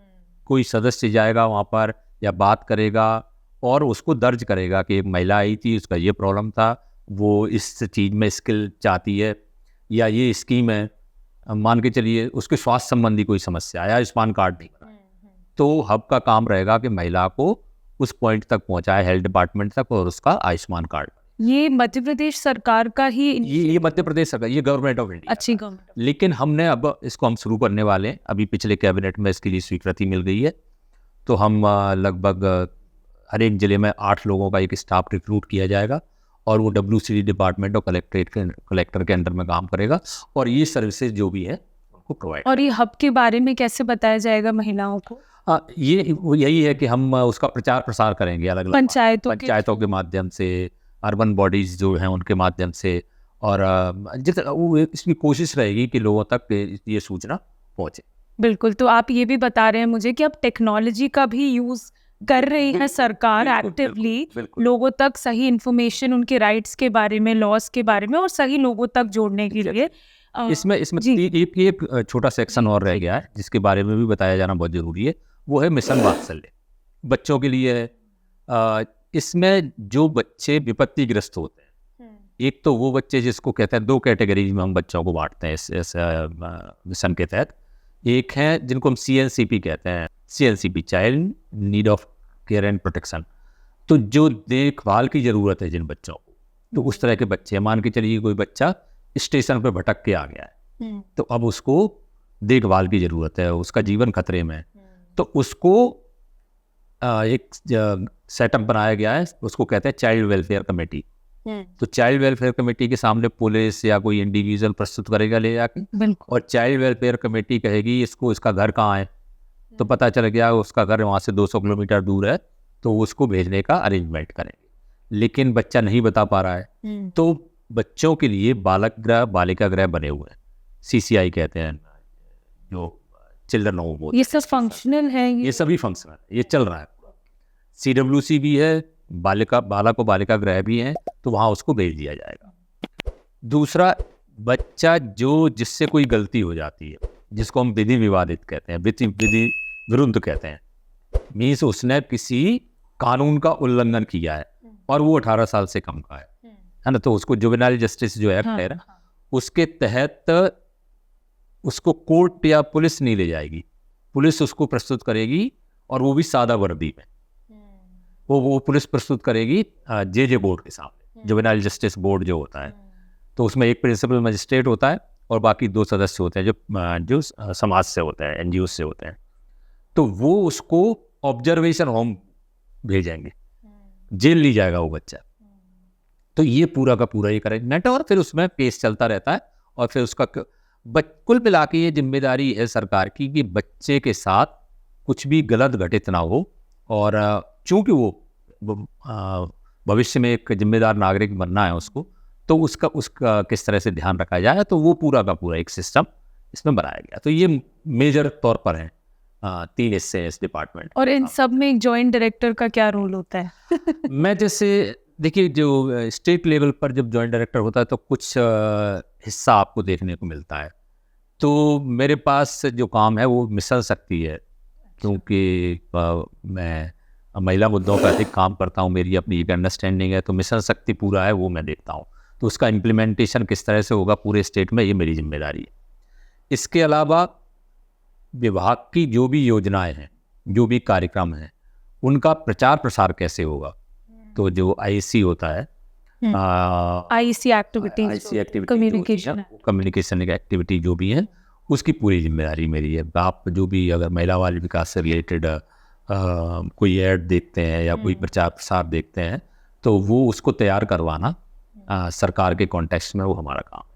तो ये सब मैं देखता हूँ, तो और काफ़ी सारी चीज़ें हैं जिनमें इसमें काम करना होता है, तो ये कुल मिलाकर मेरी जिम्मेदारी है। तो आपने सर बताया स्कीम्स और पॉलिसीज़ इम्प्लीमेंट कराते हैं, मतलब सरकार का काम है कि कम्युनिटीज़ तक वो स्कीम्स पहुँचे। तो सबसे पहले तो आप कैसे इंश्योर करते हैं कि स्कीम्स कम्युनिटी तक सही तरीके से पहुँच रही हैं, प्लस ये जितने भी आपने सपोर्ट ग्रुप्स की बात की, चाहे वो आंगनवाड़ी हो, पंचायत मेंबर्स हो, इन सब का क्या रोल होता है इन स्कीम्स को लोगों तक पहुंचाने का? और स्पेशली अगर मैं बात करूं जेंडर बेस्ड वायलेंस से रिलेटेड, चाहे वो महिलाओं को उनके अधिकारों के बारे में बताना हो, या प्रोटेक्शन ऑफिसर से कनेक्ट करना हो, वन स्टॉप सेंटर से जोड़ना हो, शायद हब से रिलेटेड, तो आपकी कोई स्ट्रैटेजी होती है इन सपोर्ट सिस्टम को इन्वॉल्व करने की कम्युनिटी लेवल पे? देखिए, ये मैं स्वीकार करना चाहूँगा कि अभी ये जो पूरा का पूरा मुद्दा है, इसका प्रचार प्रसार कम हुआ है। हम एक बृहद योजना बना रहे हैं कि one stop centre, women helpline, इस सब के बारे में, और दूसरे कंपोनेंट है जो मिशन शक्ति के, उसके बारे में समुदाय को बताया जाए। तो उसके प्रचार प्रसार के लिए शहरों में होर्डिंग लगाए जाएं, पेपर में ऐड दिए जाएं, वॉल राइटिंग कराई जाए, और इस बार जब भी ग्राम सभा होगी, क्योंकि 26 जनवरी को होती है, तो 26 जनवरी और 15 अगस्त को विशेष अवसरों पे होती है, उन ग्राम सभाओं में हम ये पूरी चीज़ें ग्राम सभा में शेयर करते हैं, और साथ साथ इसी तरह से अर्बन जो बॉडीज़ हैं उसमें शेयर करते हैं। हमारा उद्देश्य ये है कि हर एक व्यक्ति तक इसके बारे में जानकारी होनी चाहिए। अब बात यह है कि हम किस तरह से उसको करें, तो हम जिन लोगों का सहयोग लेते हैं, जैसे SRLM में नारी अधिकार केंद्र बने हुए हैं, तो वो महिला हिंसा पर काम करते हैं, तो उन तक कैसे जानकारी भेजी जाए और उनको किस तरह से वन स्टॉप सेंटर के साथ में जोड़ा जाए कि अगर कोई भी महिला हिंसा से पीड़ित है तो वो इस रिड्रेसल सिस्टम का हिस्सा बने। ग्राम पंचायतों के साथ बात करते हैं, हम लगातार अपने आंगनवाड़ी कार्यकर्ताओं के साथ बात करते हैं। इसके अलावा लाडली लक्ष्मी जो योजना है मध्य प्रदेश सरकार की, तो उसमें जो लाडली लक्ष्मी क्लब बने हुए हैं उनके साथ में हम बात करते हैं। साथ ही साथ लगभग हर एक गाँव में एक शौर्य दल बनाया गया है। शौर्य दल एक महिलाओं का एक समूह है जो महिला हिंसा के खिलाफ काम करता है और वो एक सपोर्ट सिस्टम है। तो ये इन सब विभिन्न जो संगठन हैं तो उनका या संस्थाएं हैं, उनका हम किस तरह से इस्तेमाल करें कि महिला हिंसा कम हो। तो हम इस पर लगातार काम कर रहे हैं, लगातार बातचीत कर रहे हैं, प्रचार प्रसार के तरीके अपना रहे हैं कि लोगों तक इन सब चीज़ों की जानकारी भी पहुंचनी चाहिए। और हम ग्रेजुअली देख रहे हैं कि चीज़ें बदल रही हैं, कि जैसे बने विभिन्न हेल्पलाइन पर जितने कॉल्स पहले आते थे, अब उससे उनकी संख्या बढ़ रही है।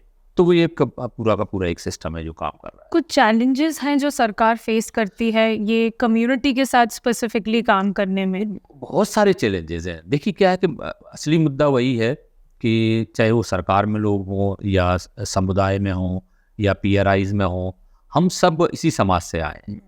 तो हमारे अपने जो पूर्वाग्रह हैं वो सबके साथ काम करते हैं। कई कुछ इलाकों में पुलिस के लोग बहुत अच्छे से डील करते हैं महिलाओं के विषय या महिलाओं पर हिंसा हुई है, कई जगह उन्हीं से पूछताछ शुरू कर देते हैं। इस तरह की बातें आती हैं ग्वालियर, चंबल में और बहुत सारे इलाकों में कि मान के चलिए उसके साथ रात को 9 बजे दुर्घटना हुई है, उसके साथ सेक्सुअल ऑफेंस जो हुआ है, तो पुलिस वाले पूछना शुरू कर देते हैं कि आप 9 बजे क्या करने गई थी। तो ये इस तरह की बातें हैं कि इनका जो अप्रोच है और वो सभी का है, सभी का बदलना चाहिए। पुलिस तो एक मुद्दा है पर सभी का बदलना, सारे स्टेक होल्डर, हाँ जितने भी स्टेक होल्डर्स हैं उनका अप्रोच बदलना चाहिए। हमारा काम है रिड्रेसल प्रोवाइड करना, तो वो हमको करना चाहिए कि ना कि उसी से पूछताछ करना।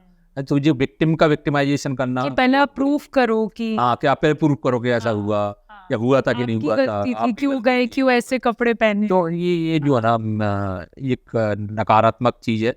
और उसमें मैंने पुलिस का जो पुरुष स्टाफ है उसको तो देखा ही है, महिलाएं भी करती हैं। बिल्कुल बिल्कुल। हमारे यहाँ वन स्टॉप सेंटर में पहले बहुत होता था, अब हम लगातार, तो ये है कि हम जो भी महिलाओं के मुद्दों को डील कर रहे हैं, जो भी स्टेक होल्डर्स है, चाहे वो पुलिस हो चाहे हमारे फील्ड फंक्शनरीज हो, हम सभी का जो जहाँ काम कर रहा है उसका एक जेंडर ओरिएंटेशन करना चाहते हैं, जिससे महिलाओं के प्रति उनका जो खुद का अप्रोच है उसमें बदलाव होगा। तो निश्चित रूप से वो रिड्रेसल भी सिस्टम भी जो है ना बेहतर ढंग से काम कर पाएगा। बिल्कुल, क्योंकि हमने जब संस्था शुरू की थी तो हमने SHG ग्रुप्स के साथ पहले जेंडर सेंसिटाइजेशन ट्रेनिंग शुरू की थी 11 जिलों में मध्य प्रदेश में। और उसके बाद हमने ये देखा कि हम सप्लाई साइड पे तो, डिमांड साइड पे तो काम करें, बट सप्लाई जो स्कीम्स को नीचे तक लेकर आ रहे हैं, अगर उनका भी माइंडसेट में फ़र्क नहीं आएगा तो वो स्कीम का इम्प्लीमेंटेशन जैसा होना चाहिए वो नहीं होगा।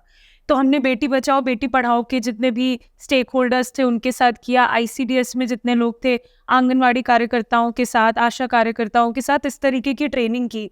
तो ट्रेनिंग के बाद ये समझ में आया कि अगर कोई लड़की स्कूल नहीं आ रही है तो अरे वो बहाने मार रही होगी, वो तो आलसी होगी। फिर उन्होंने रियलाइज़ की नहीं मैडम, हमने तो कभी पूछा ही नहीं कि ऐसी क्या मुसीबत उसको हो रही है जिसकी वजह से वो एब्सेंट हो रही है या नहीं आ रही। क्या वो मेंस्ट्रुएशन से रिलेटेड कोई समस्या है या स्कूल के इंफ्रास्ट्रक्चर में कोई कमी है या सेफ्टी रिलेटेड प्रॉब्लम है, ये तो हम कभी बात ही नहीं करते हो क्योंकि पुरुष है तो कैसे बात करें। तो ये सारे मुद्दे भी उसमें निकल कर आए। तो आपने बहुत सही बोला कि जेंडर सेंसिटाइजेशन बहुत इंपॉर्टेंट है और सारे लेयर्स के साथ इस तरीके का डिस्कशन होना बहुत ज़रूरी है। एक ओवरव्यू आप दे सकते हैं सर कि अभी मध्य प्रदेश में जेंडर बेस्ड वायलेंस की स्थिति क्या है, बदली है कुछ साल में, फॉर द गुड और द बैड, क्या है अभी एग्जैक्टली? देखिए मध्य प्रदेश ये पूरी की पूरी जो समस्या है ना जेंडर वायलेंस बेस्ड वायलेंस की, वो सेंट्रल इंडिया में बनिस्बत दूसरे स्टेट्स के ज़्यादा है। तो जिसमें हिंदी बेल्ट है पूरा का पूरा, तो उसमें निश्चित रूप से मध्य प्रदेश उसका एक हिस्सा है। महिलाओं के विरुद्ध जो अपराध दर्ज होते हैं, CRB का जो डेटा आता है उसमें हमेशा मध्य प्रदेश, उत्तर प्रदेश, बिहार, राजस्थान ये सबसे टॉप पर रहते हैं। तो परिदृश्य अभी उतना सकारात्मक नहीं है, लेकिन लगातार प्रयास किए जा रहे हैं और पुलिस डिपार्टमेंट अपने आप को काफ़ी ओरिएंट करने की कोशिश कर रहा है। लगातार उस पर बात हो रही है कि किस तरह से पुलिस का जो स्टाफ है उसको पॉजिटिव बनाया जाए। और होगा यही कि जितनी त्वरित हमारी न्याय प्रणाली होगी, कि जब कोई महिला के साथ कोई अपराध घटित होता है और तुरंत अपराधियों को पकड़ा जाएगा, उनको सज़ा दिलाई जाएगी, महिला को सपोर्ट मिलेगा, और समाज का जो रवैया है ना वो भी कि हमारा एक नकारात्मक दृष्टिकोण उसी महिला के प्रति होता है जिसके साथ में दुर्घटना हुई। तो जब दुर्घटना हुई है, तो अगर कोई अपराध हुआ है तो उसको शर्मिंदा क्यों होना पड़ता है। महिलाएं अपने आप को छुपाती हैं, या परिवार चाहता है कि किसी को पता ना चल जाए क्योंकि इसमें हमारे परिवार का असम्मान होगा। तो हमको मुझे लगता है कि ये रवैया भी बदलने की ज़रूरत है। अगर कोई अपराध हमारी बच्ची के साथ हुआ है तो हमको उसके साथ खड़ा होना ज़रूरी है। तो ये जब इस तरह की चीज़ें बदलेंगी, जो कि बदलाव आ रहा है निश्चित रूप से, लेकिन उसकी जो गति है वो थोड़ा धीमी है। तो हम चाहते यही हैं कि महिलाओं के पक्ष में समाज का जो है ना बदले, और वो उसके पक्ष में भी है। कोई अगर ये सोचता है, कोई पुरुष ये सोचता है या परिवार ये सोचता है कि महिलाओं को फ़ायदा होने से हमें क्या फ़ायदा है, तो ये बात नहीं है। पुरुषों को सबसे ज़्यादा फ़ायदा है। उनको बहुत सपोर्ट सिस्टम मिलेगा अगर महिलाएं बराबरी से काम करेंगी। तो नकारात्मक होने की जगह, नेगेटिव ढंग से सोचने की जगह, उनको अपना रवैया बदलना चाहिए और अकोमोडेट करना चाहिए। तभी हम एक अच्छा इंडिविजुअल के तौर पर भी, चाहे वो स्त्री हो चाहे पुरुष हो, इंडिविजुअल के तौर पे अपने आप को बेहतर बना पाएंगे, परिवार के तौर पे भी बेहतर बना पाएंगे, समाज के तौर पर। और जब ये पूरा हमारा समाज अगर सुदृढ़ होगा, प्रो वुमेन होगा, जहाँ इक्वलिटी होगी, तो निश्चित रूप से हमारा देश भी वहाँ जाएगा। क्योंकि हम जेंडर गैप इंडेक्स जो है ना, उसमें हमारी स्थिति कोई बहुत अच्छी नहीं भारत की। तो वो तभी होगी जब हम अलग अलग क्षेत्रों में महिलाओं को प्रतिनिधित्व देंगे और महिलाओं के खिलाफ हिंसा कम होगी, गैर बराबरी कम होगी, तो निश्चित रूप से हम धीमे धीमे वो सीढ़ी चढ़ेंगे। बिल्कुल, और आपने बहुत अच्छी बात बोली कि सपोर्टिव एनवायरनमेंट महिलाओं के लिए बनाना ज़रूरी है, ताकि अगर उनके साथ कुछ हो तो वो खुल के बात कर पाए और रिपोर्ट कर पाए। क्योंकि NFHS 5 का डेटा जब मैं आपको बता भी रही थी इंटरव्यू के पहले, वो कहता है कि 31.8% वुमेन जो कि एज्ड हैं बिटवीन 15 to 49, जिनके साथ किसी तरह का फिजिकल या सेक्सुअल वायलेंस हुआ है, उसमें से सिर्फ 15% महिलाएं हैं जो किसी भी तरह की हेल्प लेती हों। मतलब आधे से कम। तो वो जब एक सपोर्टिव एनवायरनमेंट बनेगा तो ऑटोमेटिकली इन चीज़ों पे महिलाएं खुल के बात कर पाएंगी। तो ये बहुत ज़रूरी है। जो संकल्प हब के बारे में मैं बात करना चाह रही थी, वो आपने ऑलरेडी बता दिया है, जो काफ़ी यूज़फुल है, काफ़ी अच्छा है। सर, थोड़ा सा यूथ पार्टिसिपेशन में मैं फिर से आना चाहूँगी। यूथ चाहे कम्युनिटी लेवल पे हो या स्टेट लेवल पे हो या डिस्ट्रिक्ट लेवल पे हो, क्योंकि मैं जानती हूँ कि आप ऐसे बहुत सारे यूथ इनिशिएटिव्स रन करते हैं, चाहे वो WCD के ऑफिस में कोई कॉन्सल्टेशन हो रही हो या वहाँ पे कुछ एक तरह का वर्कशॉप हो रहा हो जहाँ सारे युवाओं को बुला के ब्रेस्ट फीडिंग के बारे में बताया जा रहा है, उनको एजुकेट किया जा रहा है और बोला जा रहा है कि आप कैसे सोशल मीडिया का यूज़ कर सकते हैं। तो कुछ आप अगर इनिशिएटिव कुछ हमें बता पाएं कि कैसे WCD डिपार्टमेंट एंगेज कर रहा है यंग लोगों को अलग अलग लेवल्स पे। देखिए, क्या है कि शौर्य दल के माध्यम से और दूसरे माध्यमों से, बेटी बचाओ बेटी पढ़ाओ के तहत हम लोग ये लगातार कोशिश कर रहे हैं। और हम ये मानते हैं कि जब तक हमारा संदेश युवाओं तक नहीं पहुंचेगा, तब तक हमारा जो उद्देश्य है कि हम चाइल्ड प्रोटेक्शन को इंश्योर करें, हम विमेन एम्पावरमेंट इंश्योर करें, या जो पोषण है बच्चों का उसको इंश्योर करें, तो ये तब तक पूरा नहीं हो पाएगा। तो हम लोग कोशिश ये कर रहे हैं, कुछ मुद्दों को लेकर हायर एजुकेशन के साथ जा रहे हैं, कुछ मुद्दों पर हम सीधे बात कर रहे हैं। और हमारे जो लड़कियों के जो ग्रुप है, लाडली लक्ष्मी जो स्कीम है, उसमें जो लाडली क्लब बने हुए हैं, तो हमारी कोशिश ये है कि ज़्यादातर युवाओं को और लड़कों को उसमें शामिल किया जाए। क्यों मेरा तो बिल्कुल दृढ़ मानना है कि जेंडर की जो समस्या है वो मूलतः लड़कियों की समस्या नहीं है, वो समस्या पुरुषों की है या लड़कों की है, क्योंकि बदलना उनको है। जो डिस्क्रिमिनेशन आता है उनकी तरफ से आता है। तो और वो तभी संभव हो पाएगा जब हम पुरुषों को और लड़कों को उसमें इंगेज करेंगे। तो हम लोग हमारी ये कोशिश है कि युवाओं को, लड़कों को उसमें शामिल किया जाए और उनको ये कहा जाए कि एक कुछ कार्यक्रम में, जिसमें जब मैं ग्वालियर चंबल में था स्पेशली, उस समय जोड़ा था एक कार्यक्रम में ही फॉर सी। तो उसकी एमा वॉटसन एक एक्ट्रेस हैं जो उसकी ब्रांड एम्बेसडर है। तो हमने वो उन लड़कों को कहा कि वो लड़के जब बात करते हैं, क्योंकि ये भी एक परसेप्शन है कि जब कोई पुरुष स्त्री के पक्ष में बात करता है, और स्त्री के पक्ष में बात करने का तात्पर्य हमेशा बराबरी के बारे में बात करना, स्त्री के पक्ष में बात करने का तात्पर्य कई बार फेमिनिज्म शब्द जो है ना उसको लेके पुरुष ऑफेंसिव फील करते हैं। फेमिनिज्म का मतलब ये है कि हम बराबरी के लिए बात कर रहे हैं, पुरुष के साथ कोई डिस्क्रिमिनेशन ना हो, लेकिन स्त्रियों के साथ भी कोई डिस्क्रिमिनेशन ना हो, ये है मुद्दा पूरा का पूरा। तो हम अलग अलग तरीके से ये कोशिश कर रहे हैं कि युवाओं का जो पार्टिसिपेशन है उसको हम इसमें निर्धारित कर। बहुत अच्छा है। और आपने मेंशन किया कि मेन एंड बॉयज़ का रोल बहुत इम्पोर्टेंट है, और अब सरकार उनको उनके साथ ट्रेनिंग कर रही है कि उनको क्या बदलना चाहिए। फ़ायदा क्योंकि उनका भी है, अगर चीज़ें बनेंगी तो वो कंपैशनेट बनेंगे और करुणा उनके अंदर की निकलेगी। अभी वो जो अल्फ़ा मेल की इमेज लेके लड़के घूमते हैं कि लड़कों को ऐसा होना चाहिए, तू क्या लड़का है अगर तू ये नहीं कर पा रहा, तो वो सब चीज़ों में बदलाव आएगा। और वो सरकार भी अगर उसको अपनी स्कीम्स में इस चीज़ को इंटीग्रेट कर रही है तो ये बहुत अच्छी चीज़ है। एक सर, बिफोर वी एंड, अब हम towards the end of the podcast आ रहे हैं, एक थोड़ा सा व्यक्तिगत सवाल था आपसे, क्योंकि आपकी जर्नी बहुत इंस्पायरिंग है। मतलब मैं जब आपसे पहले भी मिली थी तो मैंने आपके बारे में जाना था, कैसे आपने ग्रास रूट लेवल से शुरू करके आज आप एक सरकारी अफसर हैं और जॉइंट डायरेक्टर हैं इतने अच्छे बड़े डिपार्टमेंट के। तो आपके बारे में मैं जानना चाहूँगी कि कैसे आपने अपना करियर तय किया, कैसे वहाँ से आप यहाँ तक आए हैं, और क्या हमेशा से ये आपका पैशन था कि मैं महिलाओं के लिए काम करूँ, और आज सरकारी अफसर बन के वो मौका मिला है? तो थोड़ा सा अगर आप उसके बारे में बताएं। देखिए, मैं कई बार लोगों से शेयर करता हूँ कि मैंने जितने ज़िंदगी के रंग देखे हैं, पर स्पेशली जो स्त्री पुरुष का जो मामला है, जो बराबरी का मामला है, मैं ऐसी बैकग्राउंड से आता हूँ। मेरा जन्म जो हुआ ना वो चंबल डिवीज़न में हुआ है। चंबल नदी से मुश्किल से 2-3 किलोमीटर दूर मेरा गांव था, तो जहाँ बेहद स्त्री विरोधी वातावरण था। तो मैं बेसिकली देखा जाए तो मैं बहुत पैट्रियार्कल वातावरण में पैदा हुआ हूँ।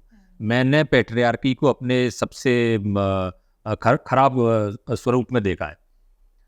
तो मैं समय के साथ साथ फेमिनिस्ट बना हूँ। उसमें इस विभाग का बहुत योगदान है कि हम लोगों के लिए, जहाँ से हम आते हैं वहाँ सरकारी नौकरी का होना बहुत महत्वपूर्ण था। तो पब्लिक सर्विस कमीशन का जो एग्ज़ाम होता है, तो उस एग्ज़ाम में हुआ। और मैं चूँकि उससे पहले थोड़ा पढ़ता लिखता था, साहित्य बहुत पढ़ता था, तो साहित्य की पढ़ने की वजह से थोड़ा सा स्त्री पुरुष का जो डिस्क्रिमिनेशन है वो मुझे थोड़ा थोड़ा समझ में आने लगा था। तो मैंने इसको काफ़ी प्रायोरिटी में रखा था, वो महिला बाल विकास विभाग को, और फॉर्चुनेटली मेरा सिलेक्शन हो गया। परंतु उसके बाद भी मुझे लगभग 30 साल होने को आए इस विभाग में। और शुरुआत में तो हम लोग काम कर रहे थे, अलग अलग चीज़ों को समझने की कोशिश कर रहे थे, लेकिन अब पिछले 15 साल से तो मैं केवल जेंडर के मुद्दे पर ही काम कर रहा हूँ।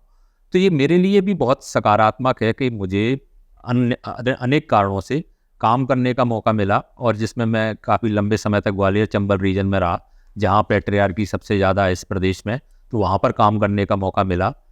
तो निश्चित रूप से मुझे जो लेयर्स हैं जेंडर डिस्क्रिमिनेशन की, वो बहुत बेहतर ढंग से समझ में आती है, क्योंकि मैंने सभी कुछ देखा हुआ है। अब मैं लगातार बराबरी की बात करता हूँ, और मैं अभी भी ये मानता हूँ कि मैं कुछ ऐसे गैर बराबरी के कुछ ऐसे नुआंसेस भी हो सकते हैं जो अभी शायद मुझे भी समझ में ना आ रहे हो, पर मैं ज़िंदगी में समझना चाहता हूँ और उस पर बात करना चाहता हूँ। इस पूरे के पूरे आंदोलन में मेरे बहुत साथी रहे हैं, कई लोगों ने मुझे इंस्पायर किया है। एक बहुत बड़ी फेमिनिस्ट हुई हैं हमारे देश में, कमला बसीन जी, तो उनके साथ मैं बहुत संपर्क में रहा। वो हमारे इलाके में कई बार आई लोगों को ओरिएंट करने के लिए।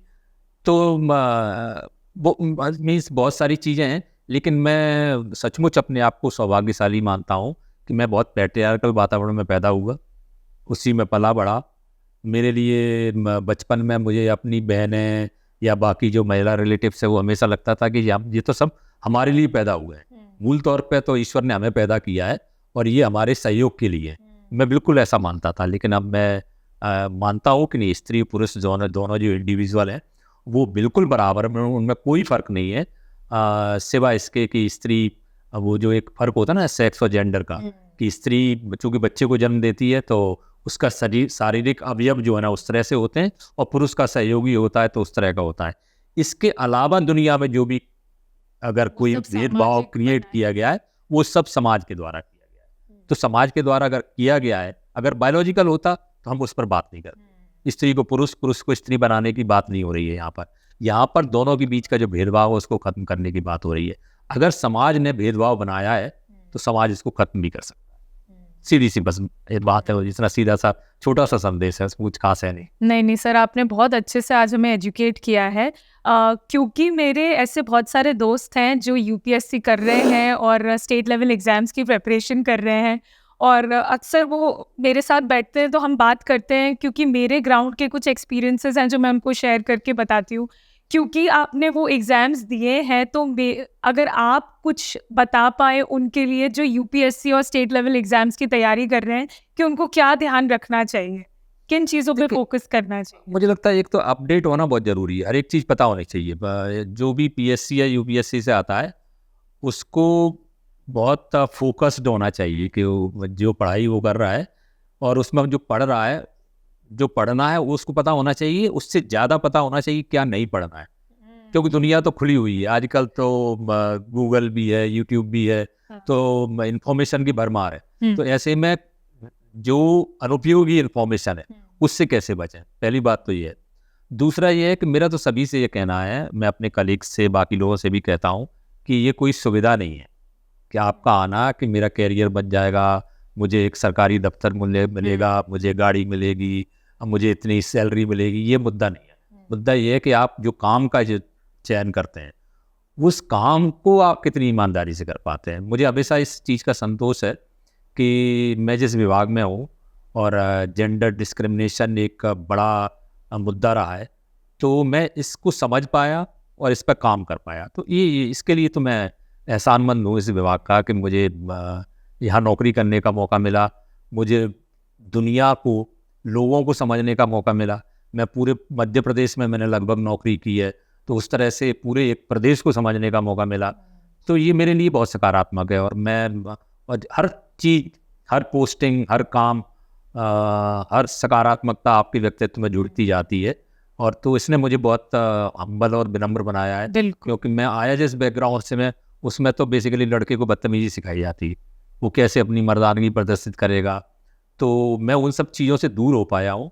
तो उसके लिए मैं इस मुद्दे का बहुत शुक्रगुजार हूँ, इस मुद्दे का, विशेषकर जेंडर इक्वलिटी का, कि इसने मेरे अंदर बहुत सकारात्मक परिवर्तन किए हैं, और मुझे इस मुद्दे ने मुझे विनम्र बनाया, और हर एक के प्रति जो बराबरी का भाव है वो यहाँ से पैदा हुआ है। मैं किसी भी तरह की डिस्क्रिमिनेशन में बिल्कुल रत्ती भर मुझे भरोसा नहीं। और ये हमारा ऑनर है सर कि हमारे डिपार्टमेंट में और हमारे सरकार में कुछ आप जैसे लोग हैं, तो थोड़ा सा एक हिम्मत मिलती है कि देश सही डायरेक्शन में जाएगा, और वो जा रहा है, काम अब हो रहा है, सरकार भी कर रही है। एंड आपकी तरह और मेल अलाइज हमें चाहिए, whether it is in government department या कम्युनिटी या किसी भी सेक्टर में, ताकि महिलाओं के खिलाफ ये जो हिंसा है और डिस्क्रिमिनेशन है उसको हम आगे सकारात्मक भावना के साथ एड्रेस करते हुए चलें। So thank you so much sir, आज हमें ये समय देने के लिए और हमारे साथ ये पॉडकास्ट करने के लिए। ये पर्सनली मैं करना चाहती थी क्योंकि ये इशू मेरे भी बहुत क्लोज है। मेरे पास भी कोई रीज़न नहीं था ये करने का जो मैं आज कर रही हूँ। काफ़ी प्रोग्रेसिव घर में पैदा हुई, पेरेंट्स बहुत प्रोग्रेसिव थे, स्पेशली फादर फिगर जो थे, कभी भेदभाव नहीं किया कि लड़की है क्यों लंदन पढ़ने भेजूँ, क्यों इस पे पैसा खर्चा करूँ, इसकी तो शादी करनी। हालांकि ग्रैंड पेरेंट्स बोलते थे क्यों इनको इतना पढ़ा लिखा रही है, शादी इनको चूल्हा चौका ही तो संभालना है। तो मॉम आज बहुत प्राउड फील करती हैं कि मैंने अपनी बेटियों को इस लायक बनाया है। बट एक ऐसा समाज सर मैं देखना चाहती हूँ जहाँ पे किसी को कुछ प्रूव ना करना पड़े। बिल्कुल सही बात। सब में क्षमताएं सेम हैं, सब कर सकते हैं जो करना चाहते हैं, बट जो सपोर्ट सिस्टम एक जेंडर को मिलता है हमारी समाज में, वो स्पेक्ट्रम ऑफ जेंडर्स को मिले। हम ट्रांसजेंडर की भी बात करें, महिलाओं की भी बात करें, तो उस चीज़ में मैं बहुत फॉर्चुनेट रही हूँ और वो कर पा रही हूँ जिसको लेके मैं पैशनेट हूँ। और जैसे कि आपने बोला कि काम करते-करते आप और संवेदनशील होते जाते हैं। मैंने जब स्टार्ट किया था तब मेरी भी समझ इतनी गहरी नहीं थी, ना ही मैं इतनी संवेदनशील थी। बट जैसे-जैसे मैं काम करती गई मुझे और जुड़ाव महसूस हुआ इस इश्यू को लेके। तो थैंकफुली हम ब्लेस्ड हैं कि भगवान ने हमें मौका दिया इस लाइफ टाइम में सोसाइटी के लिए कुछ करने के लिए।